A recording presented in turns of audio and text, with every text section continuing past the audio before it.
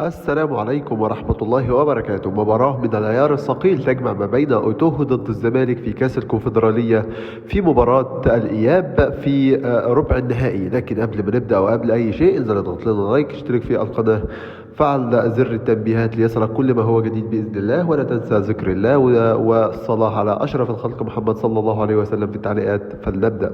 يستضيف ملعب استاد القاهرة الدولي مباراة قوية تجمع ما بين أوتوه ضد الزمالك في كأس الكونفدرالية الجولة ربع النهائي مباراة الإياب. نتيجة الذهاب انتهت لصالح 1-1، أوتوه سجل والزمالك سجل. تاريخ المباراة هيكون الأحد 22/3/2026. وقت المباراة هيكون بإذن الله الساعة 6 مساء بتوقيت مصر، الساعة 7 مساء بتوقيت السعودية، الساعة 5 مساء بتوقيت تونس والمغرب والجزائر. أما عن القناة الناقرة فقناة بين سبورت 2، والمعلق هو محمد فوزي، وقناة تايم سبورت بث أرضي، والمعلق هو طارق حسن. طيب، توقعي لتشكيلة الزمالك هتكون الجزيري والدباغ وإيشو وشحاتة وبانزا وربيع وإبراهيم وإسماعيل وعبد المجيد وفتوح وصبحي في حراسة المرمى.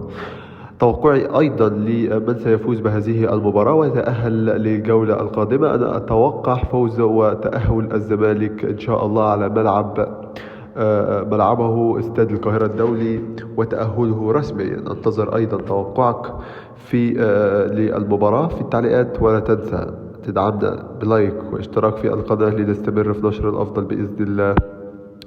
والسلام عليكم ورحمة الله وبركاته.